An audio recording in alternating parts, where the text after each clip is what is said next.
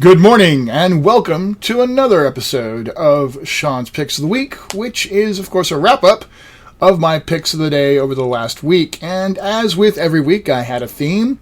This one was inspired by the release of this gorgeous new book, Unity. So let me just dive right in. Welcome to New and Fantastic Week, a celebration of the latest fantasy RPG releases.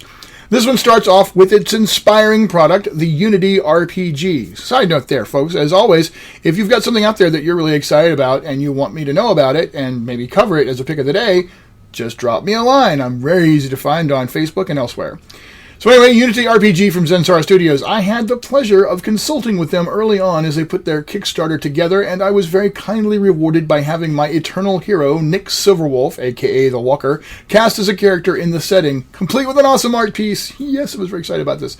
This is a new game, top to bottom, with its own core rules and a deep, involved setting that fits within what I like to call arcanotech fantasy, where it's not really steampunk, but you wind up with guns and some other aesthetics from that space in an otherwise decidedly epic fantasy melee.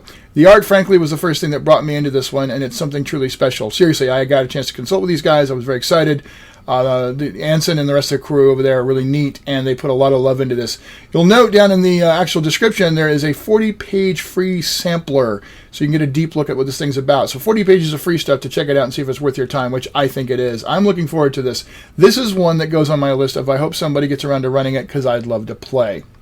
All right, day 2, which was Tuesday of this week, The Steel Road. This is another one of those books that GMs should have on their digital shelves to help them run their game, specifically 5th edition. 50 exotic weapons for your D&D 5e campaign, plus 50 enchanted versions of those weapons, all illustrated. Yeah, this is some serious hot newness to go along with our new and fantastic week. Check out the latest Kickstarted specialty product from Sonoma Publishing, The Steel Road. They had a very successful and nice Kickstarter for this, and again, this just fits that category of really cool stuff to have on the digital shelves.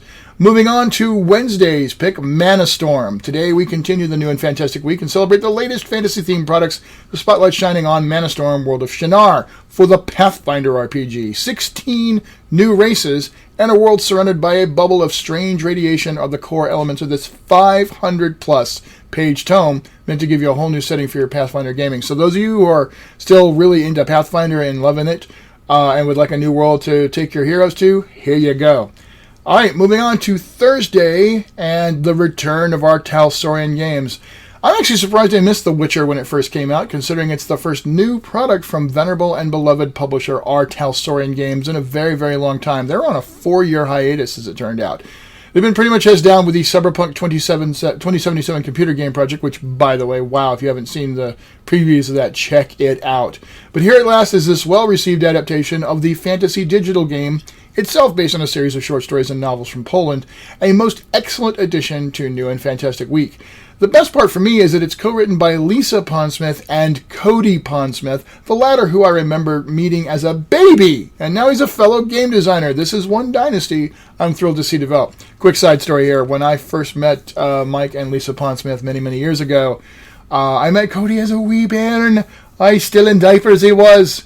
Yeah, I know it's a little embarrassing, Cody. I apologize, but holy crap, it's just amazing to see you, out and about and doing the game design thing and getting your hands on this really amazing property.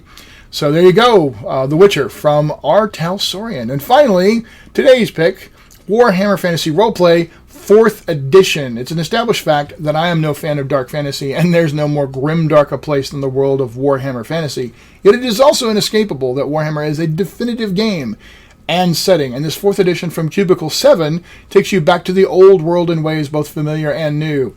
Updated rules reflecting the newest ideas, yet the game recalls the old school charm of the original 1st edition. Just to give you an idea, a little piece of the intro fiction says, "So ready your sword, clean your pistol, and watch out for that dog. He might be small, but he's unreasonably vicious." Yes, because that was a feature in the original Warhammer where a hacked-off terrier could be deadly to a beginning character. Warhammer Fantasy Roleplay takes you back to the old world, getting the gang together, create your anti-heroes, and set off to make your way through the vile corruption, scheming plotters, and terrifying creatures intent on destruction. So, yeah, there you go. That's an oldie but a goodie brought into the modern age with a 4th edition of the rules. So that's it. That's your new and fantastic week. As always, I appreciate your support. If you click these links and then end up buying anything, it puts kibble in the bowl for my dog, which is nice because then she stops looking at me thinking that leg looks awfully tasty. We'll hit it next week with a new theme and a new set of books. In the meantime, have a great weekend, great gaming, and peace out.